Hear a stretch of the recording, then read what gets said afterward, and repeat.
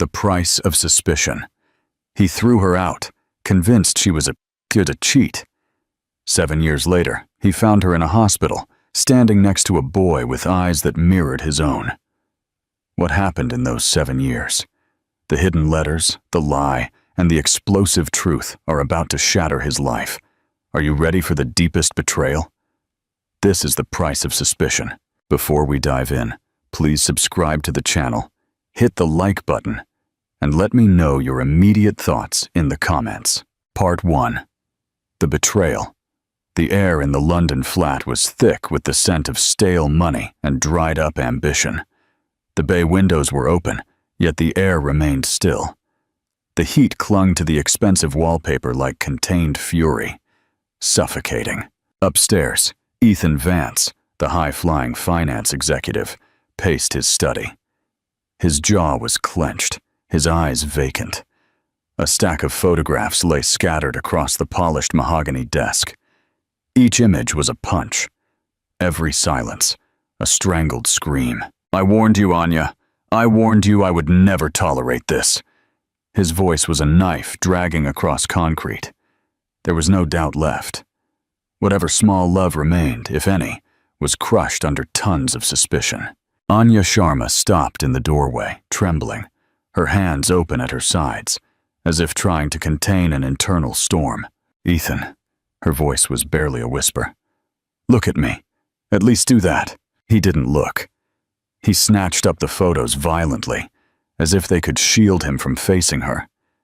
The images. Anya at a quiet cafe. Anya smiling next to a man he didn't recognize. Anya entering an office building that wasn't hers. They seemed to confirm everything Ethan feared. "Do you think I'm an idiot?" He slammed the pictures onto the living room table. "Do you think I don't know what these photos mean?" She stepped closer, unafraid of his tone, but with a sadness carried by someone weary of defending herself. "I don't know who took those photos or where you got them, but I never betrayed you, Ethan. Never." "You think you're going to convince me with that?" His laugh was bitter. In the corner of the room, sitting like a statue, Evelyn Vance, his mother, observed the scene. Her eyes were cold, with a cynicism disguised as compassion. She was the one who had delivered the photos. She was the one who, in a low voice and with worried eyes, had whispered to her son, days earlier, "I don't want people to see you as a fool. Look at this, and draw your own conclusions."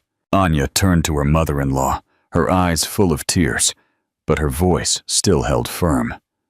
"You know this is a lie, that these photos, the photos don't prove anything." Evelyn elegantly crossed her legs. She took a slow sip of her now cold tea. "I know what I saw, dear, and you know very well what I'm talking about. Crying won't help you now. Ethan has the right to know who he married." Anya flinched as if struck by an invisible slap. She looked at Ethan, who was clenching his fists, his jaw tight. He still wouldn't look at her. "I never asked you to choose between your mother and me, Ethan. But now I'm asking you to look me in the face and tell me if you truly believe this." There was a silence. One of those silences that isn't empty, but full of pain, pride, and things that hurt too much to be spoken. Ethan looked out the window. The orange light of the setting sun cut through the London skyline like a hot blade. And it was only then, without looking at her, that he spoke. "Get out of this house today."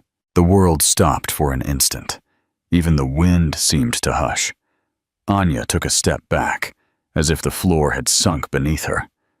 She searched his eyes for any crack, any sign of the man she knew. But there was only darkness.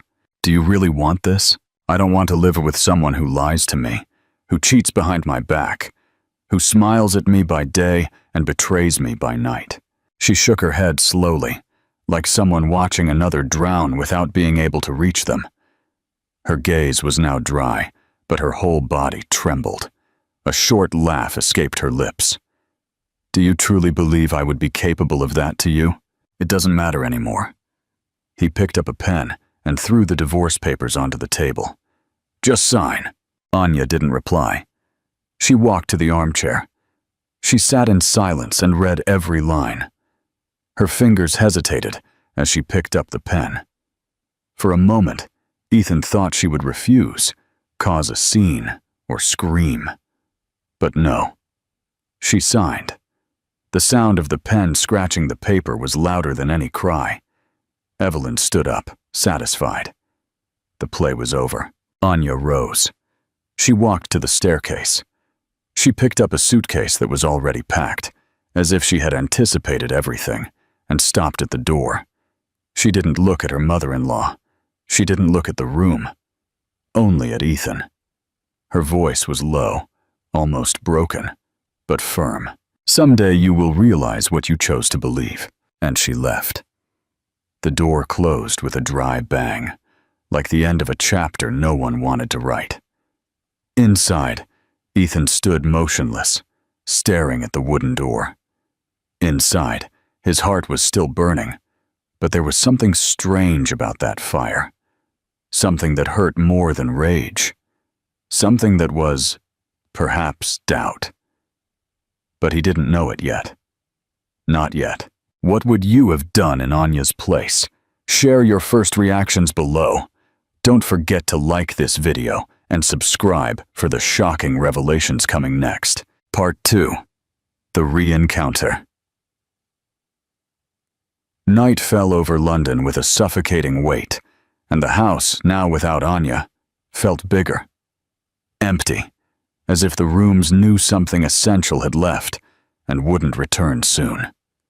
Years later, the memory of that afternoon still repeated in Ethan's dreams with the precision of a trained nightmare. He always woke up at the same part, the door closing, the suitcase going down the steps, the click of the lock, and a silence that seemed to live inside him even today. It was an ordinary day, one of those that promises nothing and ends up changing everything. That Ethan walked into St. Jude's Hospital in Manchester. He was there to accompany a client from his firm who had felt unwell during a meeting. He didn't even know the hospital, but the name sounded familiar. St. Jude's. A word. Hope. He had avoided for a long time. As he waited in the lobby, a disinfectant aroma mixed with the bittersweet smell of plastic flowers filled the air. Children cried in some corner, nurses hurried past with clipboards, and a constant murmur permeated the place with an invisible tension. Ethan was trying not to sink into his own thoughts when something, or someone, froze him. She passed without seeing him, a staff badge hanging from her neck, a clipboard pressed against her chest, and her hair pulled back in a hurried bun. Anya. The world seemed to tilt sideways. It wasn't a memory. It wasn't an hallucination. It was her. Her assured stride, her gaze straight ahead, shoulders carrying more than just the workday shift. Ethan stood up, unsure if he should utter her name. Something inside him beat fiercely. Her name burned in his throat, but he didn't call her. He just followed. Dragged by an invisible thread, she turned right, towards the pediatric ward. She entered a room, and it was there, right in front of that door, that Ethan stopped. And he saw a boy, alone, sitting on a high bench, his feet dangling in the air as if counting the seconds. His face was turned slightly. His eyebrows were arched in a familiar way, the same type of nose, the chin tilted a little. But what froze Ethan was his gaze. That gaze. It was like seeing himself at 8 years old. The boy saw him too, and stared back, without fear, as if time had stopped for the two of them to study each other. The boy's eyes narrowed, as if trying to fit an impossible memory. Ethan felt a punch in the chest. It couldn't be. Oh yes. The door opened. Anya came out with a file in her hand, and froze when she saw him. Her eyes widened, her body tensed. For a second, neither of them said anything. The silence of the hospital seemed to absorb even the sounds around them. "Ethan?" she said. in a tone that was more shock than nostalgia. He opened his mouth, but no words came out. He looked at the boy again, then at her. It took an effort to say, "Is he my son?" His voice came out rough, almost breathless, as if it had been stored for years in a locked box. Anya didn't reply immediately. Her face hardened as if she were putting on a mask. Her eyes, once soft, now held something like steel. Still, they trembled. She took a breath. "Yes, he is." Ethan leaned his hand on the back of a chair. He needed to hold on to something. The boy was still watching them, with a curiosity only children have, and a silence that hurt more than screams. "Why, Anya?" she started, but interrupted herself. He wanted to ask everything at once. "Why did you never tell me? Why did you disappear?" "Because now." Anya looked down and spoke before he could ask. "That changes nothing, Ethan." The words were cold, like someone building a wall before the other tries to climb it. She took a step forward, as if to end the conversation. The boy instinctively stood up. He ran to her and grabbed her hand. "Mom?" She lowered her face and smiled at him, a forced smile, but still tender. "It's all right, Noah. This man, I know him from a long time ago." Ethan felt a knot as he heard the name. "Noah?" He opened his mouth but couldn't say anything. Anya looked at him again. There was pain in her eyes, but also a firmness he had never seen. She was the woman he knew, and another woman at the same time, one who had been forced to become stronger than she wanted. "He needs some tests, and I have work to do," she said with a cutting tone. "Anya, wait." Ethan took a step. "I don't understand. Why you?" "Not here," she interrupted. "Not in front of him." Her voice came out in a dry whisper, her eyes allowed no rebuttal. Noah was still watching them, his brow furrowed, trying to understand what this man meant. It had been made clear. But children don't reason with logic. They feel. And at that moment, Ethan saw something even more devastating.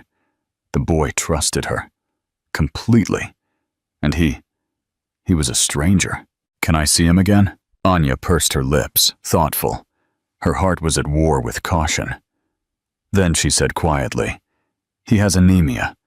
We'll be back on Friday. If you're still here, maybe." She turned and walked away down the corridor.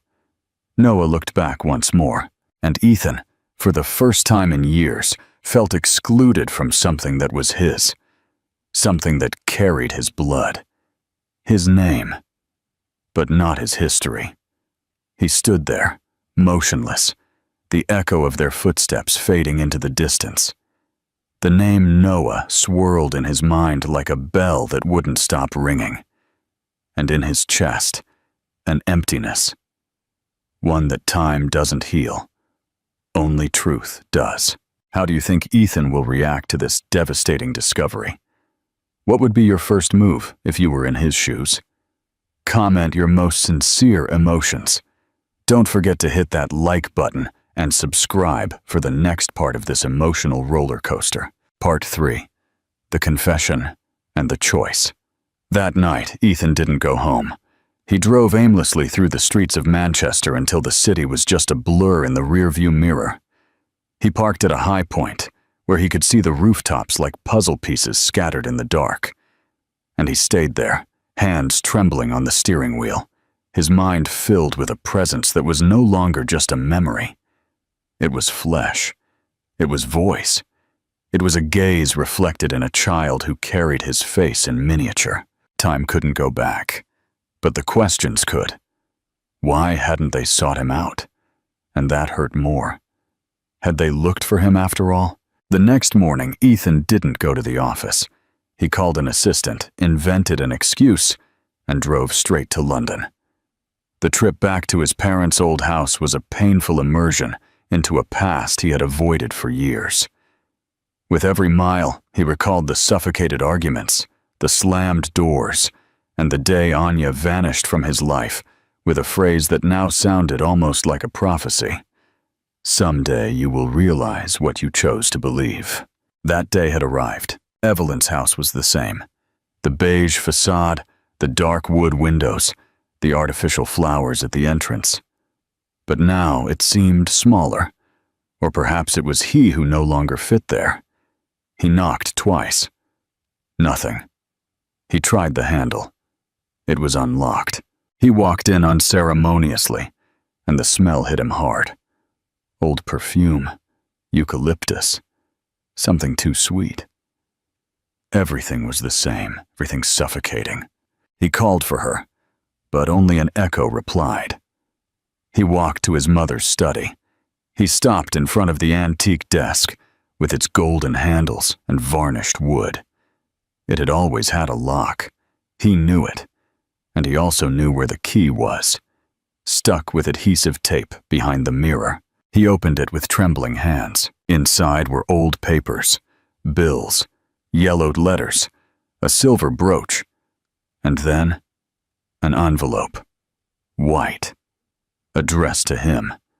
In handwriting he would recognize even with his eyes closed. Anya.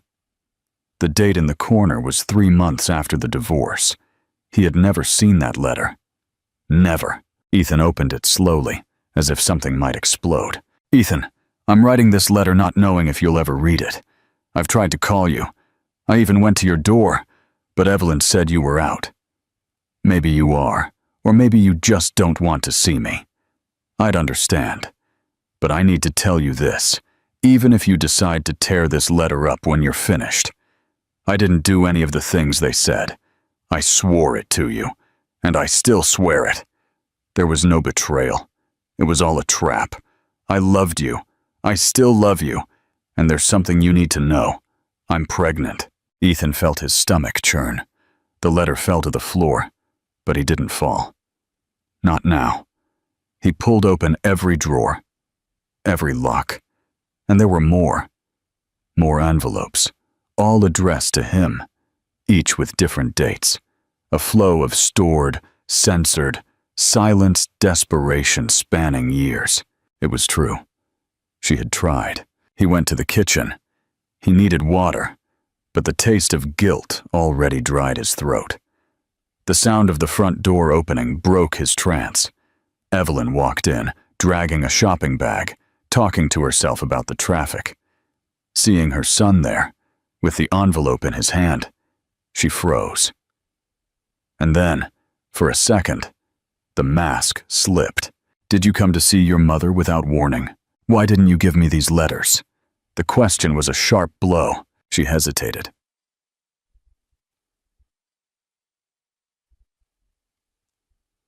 What letters? Ethan showed her the envelope. Anya's name clearly written on the front. His hands were trembling, but his gaze was firmer than ever.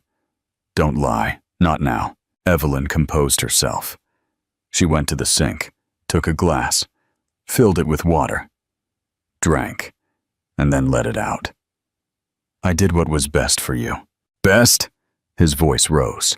Hiding that I had a son was best? She turned fully. There was a bitter shadow in her eyes.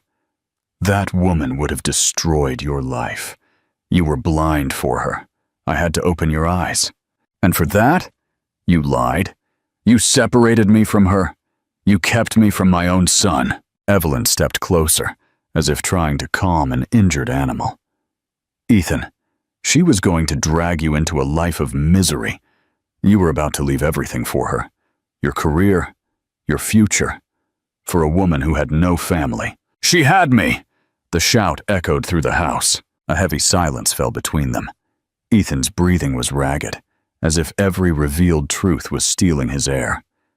He looked at his mother as if he had never truly seen her. You destroyed everything. She tried to take his hand. He pulled away. Get out of my way! Get out, Evelyn! The door slammed shut behind him with an ancient fury. The same fury with which, years earlier, he himself had thrown Anya out. History repeated itself, but now he was on the other side. The chilling truth is revealed. How do you think Ethan will confront this devastating betrayal from his own mother? What would you do in his place? Comment your strongest emotions. Don't forget to like this video and subscribe for the next emotional chapter. Part 4. The Sacrifice and the Hope. He drove back to Manchester like a man on fire, eyes fixed on the road, his mind a whirlwind of images. The letter, the boy, Anya's gaze when she said, "That changes nothing." He arrived at his own house like someone invading an alien place. He needed to see more, to know everything. He searched through old boxes, forgotten accounts. He found the old landline phone number he used back then. And then, a call history. Several missed calls, a number he didn't recognize. When he dialed it on his mobile, the name that appeared was like a punch to the chest. Anya. And then, as if something screamed inside him, Ethan took his phone and called. She answered on the third ring. "Ethan?" Her voice wasn't surprised. It was hard. She had been expecting it. "I found the letters. Silence. My mother. She lied to me. She broke everything. She stopped me from knowing." Anya didn't respond. He continued. "You tried to tell me. You tried. And I wouldn't listen." His voice broke. For the first time, he wept. On the other side, the sound of her breath. And then, a sentence that was not a pardon, but not a punishment either. "Do you understand it now?" Yes. Now he understood. But understanding was only the beginning. 2 days later, Ethan was back at St. Jude's Hospital. Not by chance, not by fate, but by urgency. Anya had called him. Her voice was steady, but her eyes in the video call showed what her mouth didn't say. Noah was sick. An infection had progressed too quickly. His body wasn't responding well to antibiotics, and blood tests revealed a worrying pattern. The diagnosis hit like a punch. Severe aplastic anemia. The rare kind. The kind where the body stops producing blood cells. The kind that needs a donor. Ethan arrived at the hospital before dawn. Sleepless. Unsure if he still had the right to be there. But with an unwavering certainty that he couldn't not be there. Anya was waiting for him at the entrance to the pediatric area, her hair down, her eyes sunken. Seeing him, she said nothing. There was no hug, no reproach, just a slight nod. "He's asleep," she said, guiding Ethan down the silent corridor. The room was small, but clean. Beige curtains, a side table, a worn armchair next to the bed where Noah slept, his arm connected to the IV line. The boy's pallor pained his eyes. Ethan couldn't recognize the child who had looked at him with distrust days ago. This little boy now seemed too fragile to carry any judgment. "The doctor said the transplant must be soon. We need compatibility." Ethan just nodded. He didn't ask what he already knew. He didn't make a scene. He simply offered his arm, his vein, his blood. The tests were done that same day, and by late afternoon, the confirmation: compatible. Anya didn't cry when she heard it, but her breath hitched for an instant, as if something inside her had finally dropped its guard. "Do you want to stay with him tonight?" she asked, her voice hoarse, leaning on the doorframe. "I want to," Ethan replied. That night, he sat beside the bed, a thin blanket over his legs, his gaze fixed on the boy's face. He still didn't know if he could call him son without invading something sacred. But inside him, that place was already occupied. Completely. Anya slept in the waiting room. Ethan, alone with the boy, took his phone. He opened old audio files, conversations he no longer answered. He searched around the time of the divorce. He found an audio from Anya he had never listened to. It was there, unplayed, dated 2 days after her departure. He pressed play. "Ethan, I know you won't listen to me, but I need to say this. I loved you. Your mother. She lied to you. And I tried. I swear, I tried to make you see, but now it's not up to me anymore. I'm tired. but I wanted you to know that what we had was real, even if it ended like this." Ethan closed his eyes. Her voice was a punch, a nostalgia soaked in pain. Time was giving him everything back now, in slow motion. The coldness with which he doubted, the yelling, the divorce signed with arrogance. All that time.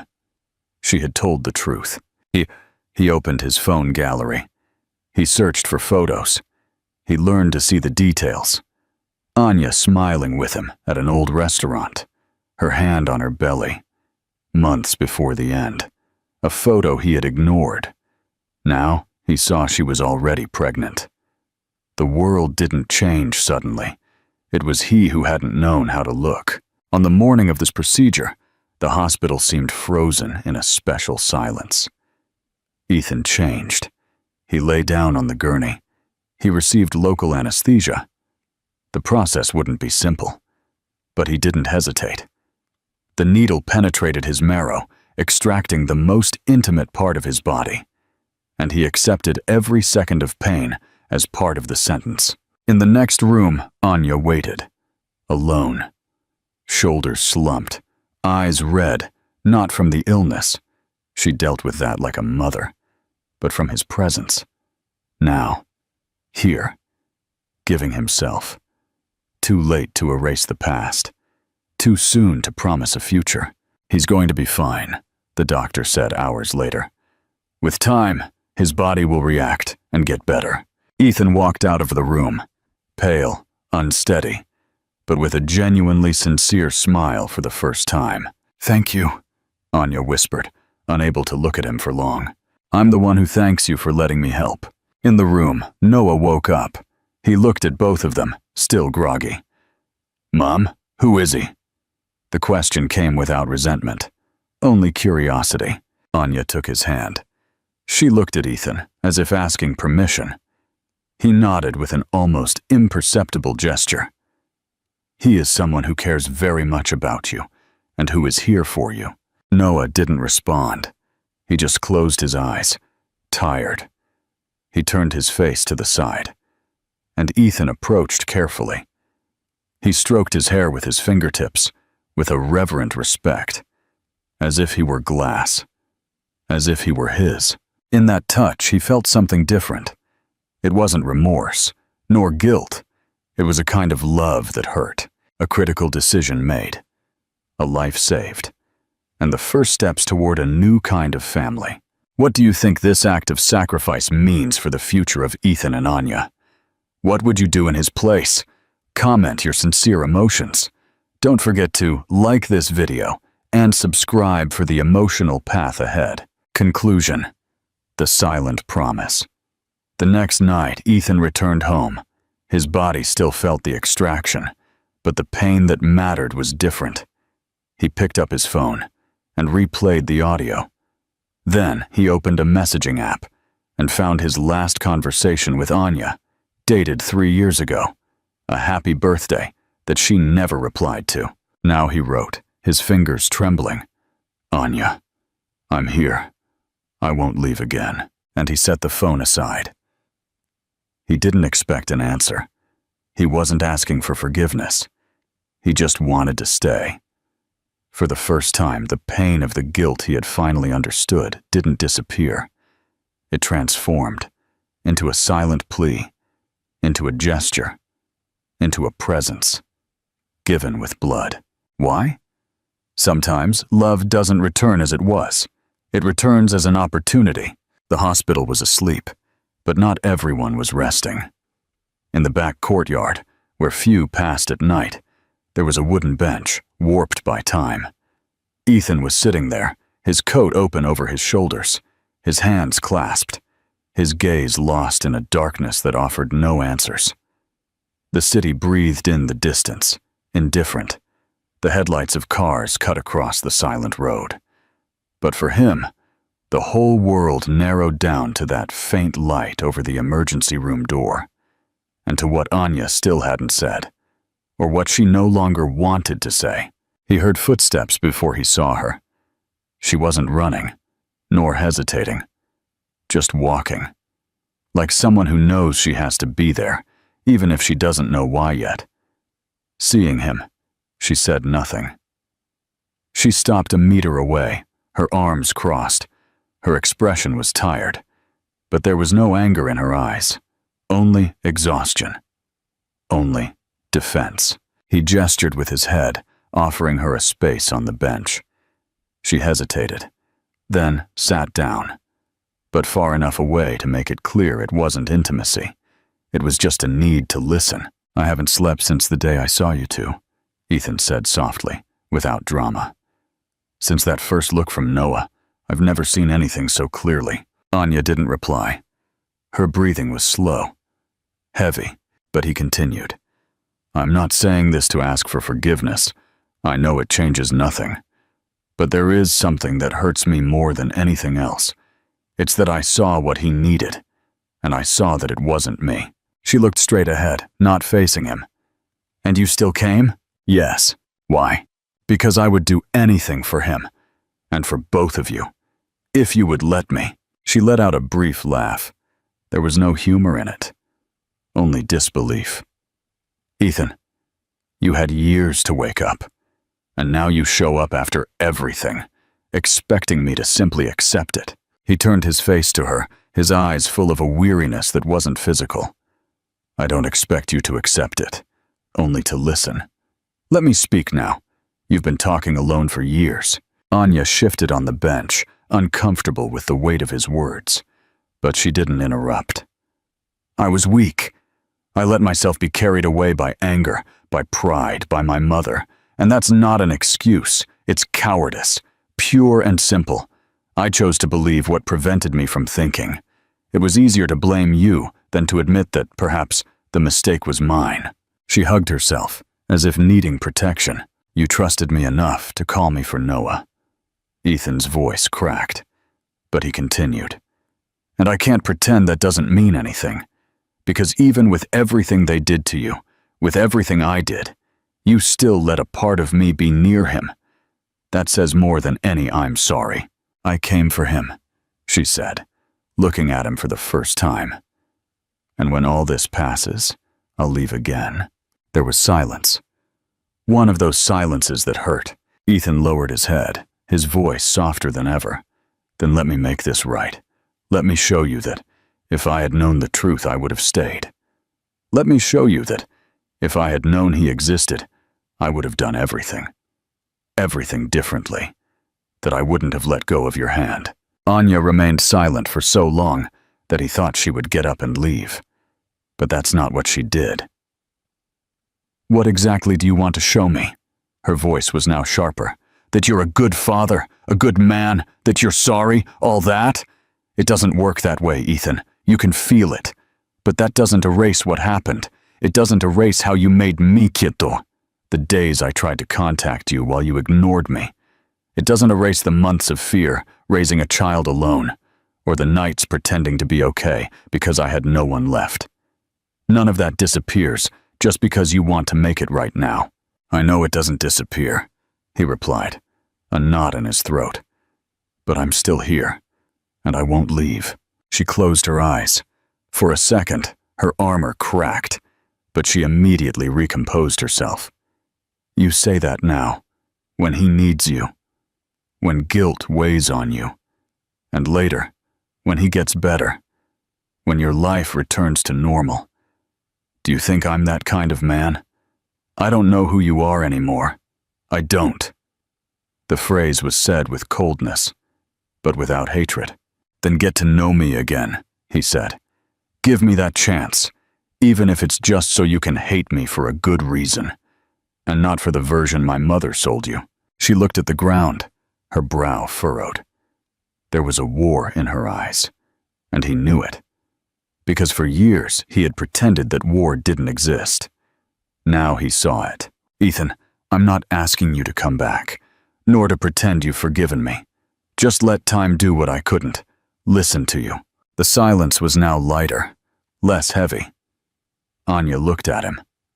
Finally. And something in her eyes was different. It wasn't surrender. It was doubt. But it wasn't rejection. He likes strawberry ice cream, And he hates beets. Me too, Ethan replied without smiling. He's afraid to sleep in the dark. Me too. She slowly let out her breath. Her hand rested on her lap, trembling. He extended his own, not to touch her, just to show it was there, and that he wouldn't hide anymore. Anya didn't take it, but she didn't pull away either.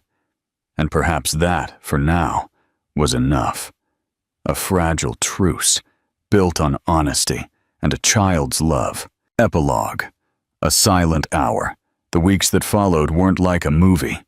There were no flowers at the door, nor declarations in rain-soaked cafes. There was silence, and one step after another. There was Noah smiling again more often. Ethan picking him up from school when he could. Anya watching from a distance, with the care of someone protecting a wound that was still exposed, even if it was healing. Ethan didn't force his presence. He simply was. He brought a sandwich for Noah's break without asking if he could. He said goodnight, even if she didn't reply. Sometimes he sat on the hospital sofa just to listen to their voices. It was the silence that had once been absent in his absence, but reconstruction also has its limits.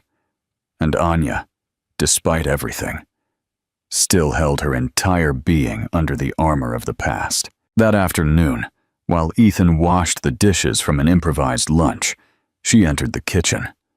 She watched him in silence, his shirt sleeves rolled up to the elbows, his simple movements, the silence that demanded nothing. He turned and smiled. She didn't return the smile. "We need to talk." He dried his hands with the cloth. His expression turned serious. "About what you want from me? From us? I don't want an us if it's only going to be a memory. I don't want to go back. I want a beginning," he said. She shook her head slowly. "You say that now, but time doesn't go back, Ethan. And Noah, he can't suffer again. I can't risk that. Can you love me today? But what about tomorrow?" Ethan approached, not quickly, not dramatically, but calmly, like someone who respects the pain of the person in front of him. "Tomorrow, I don't know, but today, I am here. And tomorrow, I will choose to be here again. And the day after tomorrow, too. Not out of obligation, but because every day I spend near him and near you reminds me of what I lost and what I can still build if you let me, if you let." She didn't back away, but she didn't yield either.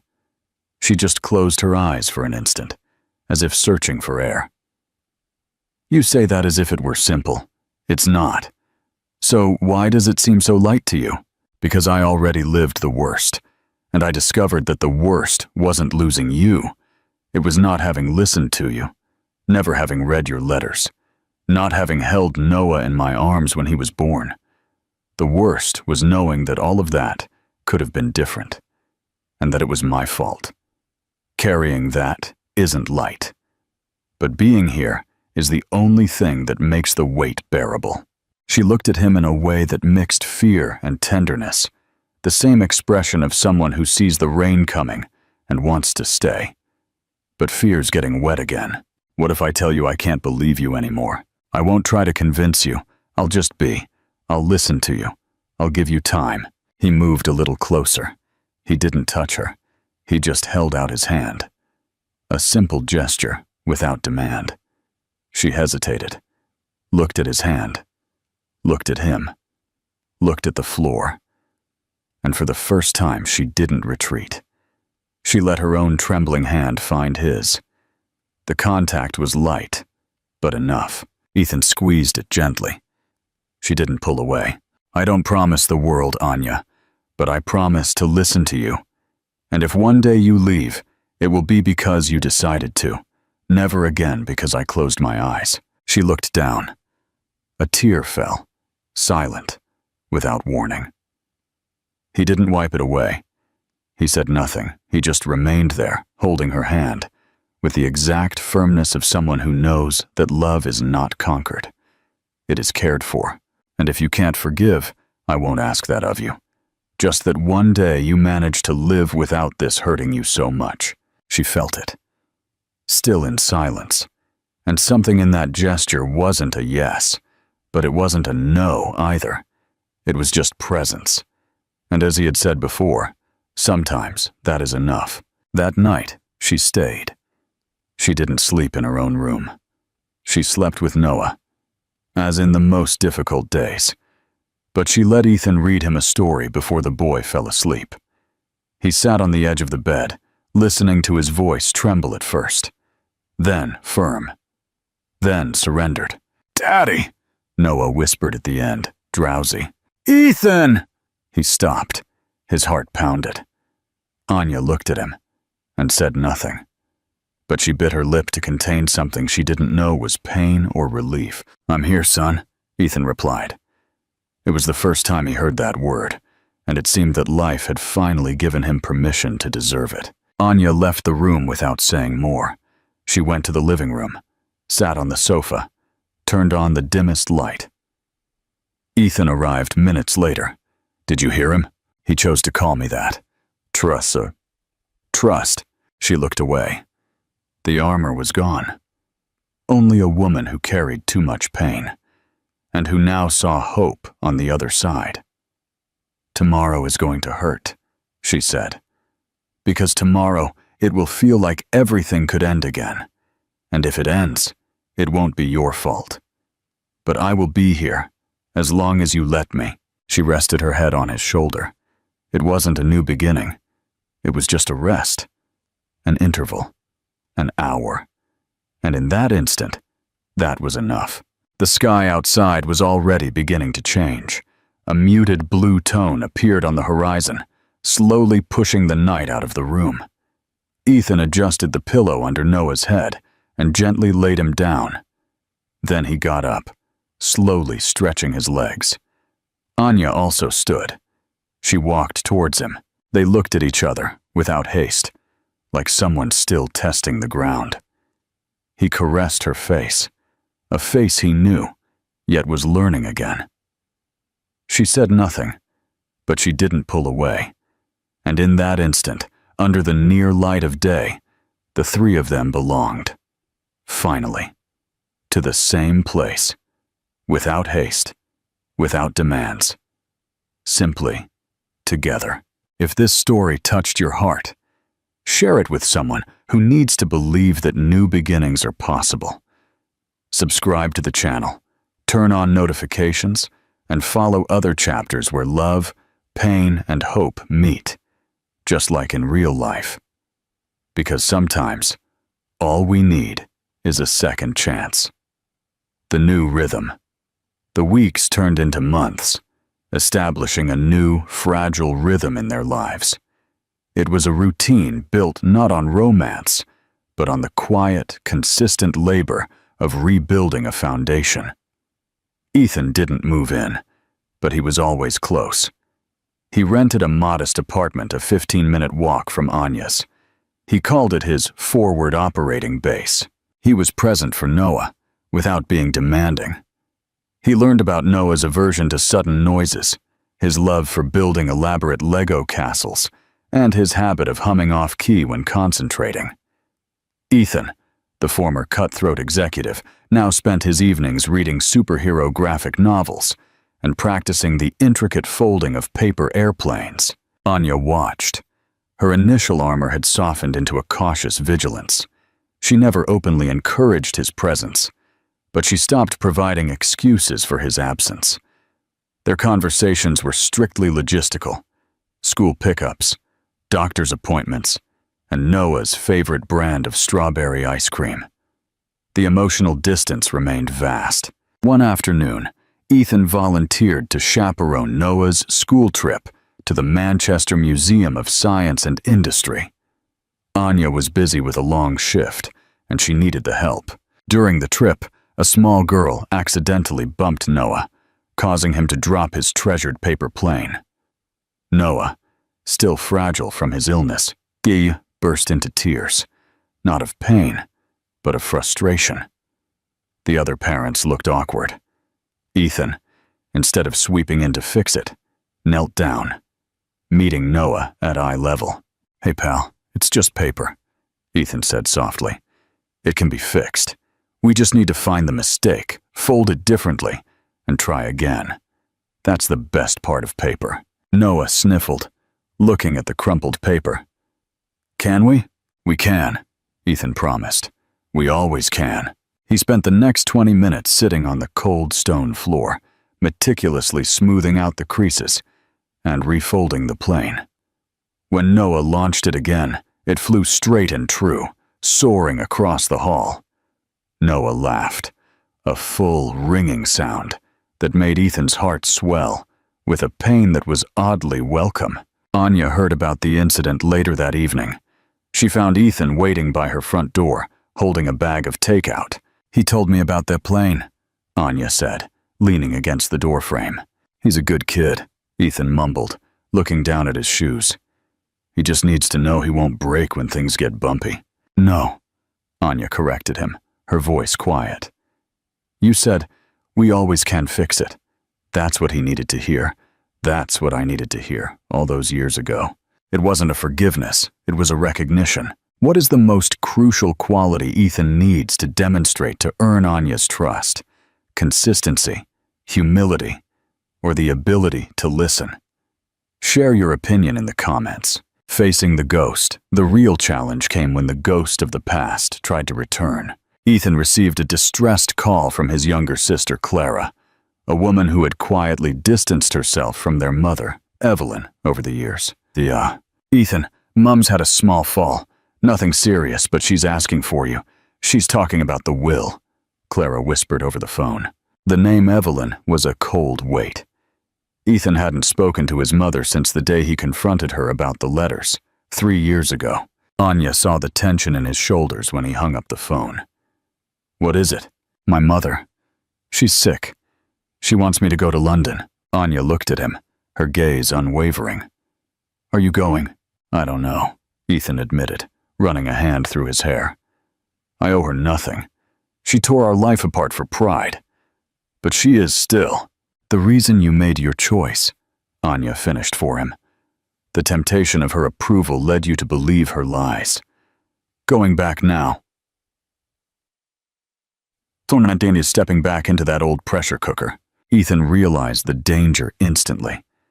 Returning to that house, to that environment of manipulation and wealth, without the anchor of his new values, was a risk. He could easily revert to the defensive, angry man he used to be. "I need to go," Ethan said, making a firm decision. Not for the will, but to end it, to set the record straight. "But I can't do it without you," Anya frowned. "Me? Why?" "Because you are the proof. You are my clarity. If I go alone, I'll be fighting the old battle. If I go with you, I'm showing her the new life, the life she tried to erase. I need you there to keep me honest, to remind me what I'm fighting for." Anya hesitated, the thought of facing her manipulative former mother-in-law filling her with dread. But she looked at the courage in Ethan's eyes, a humility she respected, and she saw an opportunity to finally close that painful chapter. Not for him, but for her own peace. "I won't go as your wife, Ethan," Anya stated. "I will go as the mother of your son, and the woman you should have listened to." The return to the lion's den. The following weekend, they drove to London. The moment they stepped into the sterile elegance of Evelyn's penthouse, the old dynamic snapped into place. Evelyn, though frail, was still formidable, wrapped in silk robes, sipping expensive sherry. "Ethan, darling, you came, and you brought—" Evelyn paused, her cold gaze sweeping over Anya. "The nurse, I presume?" "No, mother," Ethan said, his voice steady. "This is Anya. She is the mother of your grandson, Noah." The look of shock on Evelyn's face was the first genuine emotion Ethan had seen there in decades. Anya stood firm, arms crossed, meeting Evelyn's gaze without flinching. "You had a son?" Evelyn whispered, betrayal evident in her tone. "You didn't tell me. You sealed the letters that told me," Ethan retorted, pulling a stack of yellowed envelopes from his briefcase and dropping them onto the glass table. You lied to me. You stole 7 years of my son's life and ruined my marriage for a lie based on your own vanity. I'm not here for your money, Mother. I'm here to tell you that I chose my family. I chose the truth. And I'm writing you out of my life, not because of what you did to me, but because of what you did to an innocent child." Evelyn was speechless, her power dissolving around her. Anya, watching the man who had thrown her out now standing up for her truth, felt a final, painful piece of the armor around her heart break away. He wasn't the man who had destroyed her life. He was the man fighting to be worthy of the one he had tried to ruin. It wasn't forgiveness, but it was closure. And for Anya, that was the most profound form of healing. If you witnessed Ethan finally standing up to his mother, what would your final verdict on his redemption be? Do you think Anya will finally allow herself to love him again? Comment your thoughts. Don't forget to share this powerful moment with a friend, and subscribe to the channel for the ultimate conclusion, the quiet aftermath. The confrontation with Evelyn was the sharp, necessary cut that allowed the wound to finally heal. The drive back to Manchester was quiet, but it was a silence free of the old, suffocating tension. It was the silence of two people who had faced their darkest past and walked out side by side. Anya didn't thank Ethan for the confrontation. She didn't need to. The simple fact that she sat beside him, no longer needing to guard her heart against his weakness, was enough. A few weeks later, Noah's recovery was complete. He was healthy, vibrant, and completely oblivious to the dramatic war fought for his existence. The small miracle of the bone marrow transplant was a constant, living reminder of Ethan's selfless act. One Saturday afternoon, Ethan was visiting. He was sitting on the floor, helping Noah assemble a ridiculously complicated Lego castle. Noah suddenly looked up at him, those familiar blue eyes serious. "Daddy," Noah started, testing the word softly. Ethan froze, the Lego brick halfway to the wall. He hadn't heard the word daddy since the hospital, and he had never expected to hear it again. "You still look sad sometimes."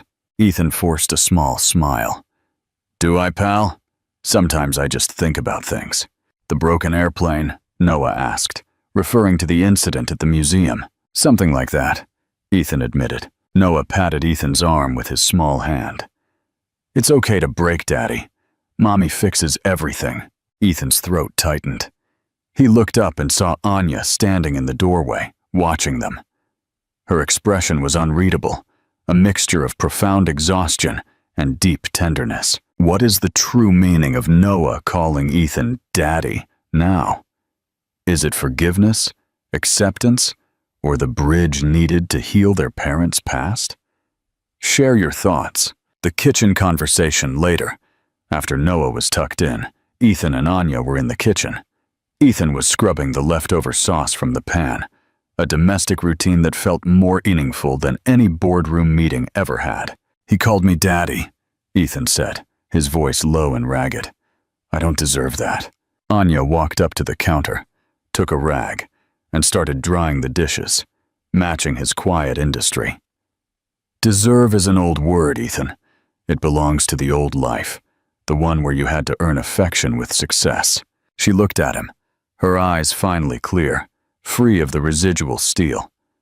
"You can't earn back the past. You can only earn the future. And that's what he's offering you, a new beginning, with no scorekeeping." Ethan placed the clean pan on the rack. He turned to face her, the proximity feeling electric after months of maintaining physical distance. "And what are you offering?" he asked, his voice shaking slightly. "You let me stay for him. You let me fight my mother for us. You let me see the truth. But you haven't told me what you want, Anya. What do you need to finally let go?" Anya closed her eyes for a moment, letting out a slow, heavy breath. "I need one thing, Ethan. I need to know you are no longer running from vulnerability. You left because you saw my love as a weakness, as a risk to your perfect world. Do you know, truly know, that this the chaos, the worry, the shared responsibility is the only real strength we have. Ethan didn't hesitate. He took her hands, not with a sudden, dramatic grab, but with a slow, deliberate movement, waiting for her to pull away. She didn't. I learned that on the day of the transplant, Anya. I lay on that table, giving my marrow, and I realized that I had nothing left to protect. My pride was gone. My perfect world was a lie. All that mattered was the survival of that boy, and the survival of the honest woman who raised him alone. I chose vulnerability that day. I chose the terrifying, messy truth of being a father over the easy comfort of being a successful stranger. That choice, that fear, is the most powerful love I have ever known. The unbroken promise. Anya looked at their clasped hands. Her fingers, which had signed the divorce papers years ago, now intertwined with his. It wasn't the man she had married, full of pride and arrogance. It was a humbled, honest man who stood before her. "I don't know if I can ever forgive the old you," Anya whispered. "Don't," Ethan said. "He's gone. I'm just asking you to accept the man who is here now." Anya didn't answer with a word. She leaned in, resting her forehead against his. It was a silent, profound gesture of acceptance. The distance that had separated them for years, physical and emotional, vanished in that quiet, shared moment. It wasn't a passionate kiss or a dramatic declaration. It was an unspoken promise built on scars and survival. That night, Ethan didn't go back to his forward operating base. He stayed. Not in her bed, but on the sofa, with a blanket and the quiet permission of her presence. The next morning, Noah woke up and found both his parents in the kitchen. Anya was making tea. Ethan was burning toast. The scene was imperfect, chaotic, and utterly real. "Daddy, did you sleep here?" Noah asked. His face lit. "I did, pal," Ethan confirmed, smiling. "I think I'll be staying here for a while." Anya looked at Ethan. She didn't smile, but her eyes held a warmth that surpassed any smile. Their love story wasn't a fairy tale that restarted. It was a real, raw commitment that finally began. Did Ethan finally earn his second chance? What does their quiet acceptance mean for their future? Comment your final thoughts. Share this video with someone who needs to see that true forgiveness is possible. And subscribe to the channel for more stories of redemption.